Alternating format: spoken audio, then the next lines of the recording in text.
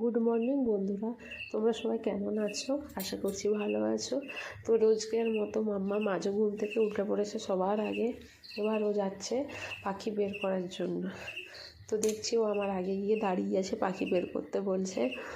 তো আমি এই পাখিগুলোকে নিয়ে যাচ্ছি, ও আমার আগে থেকে এগিয়ে এগিয়ে চলে যাচ্ছে। পাখিগুলোকে রোদে রেখে দিয়েছি, দেখো কীরকম রোদ বেরিয়েছে। মাম্মাম একটু খামারে ঘুরে নিল, এবার কি মনে পড়লো বিস্কুট হাতে নিয়ে চলছে।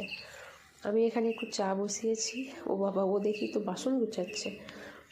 এবার বাসনগুলোকে গোছাচ্ছে, আমি না বললাম শুনলো না। এদিকে আমি বাবার জন্য একটু ভাত বসিয়েছি, ও এদিকে একটু পড়াশুনো করে নিচ্ছে।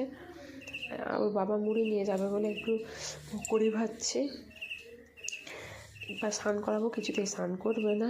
একটু খাইয়েছি, খাইয়ে এবার স্নান করিয়ে দেখো ফ্রেশ হয়ে গেছে। আজকের মতো এটুকুই।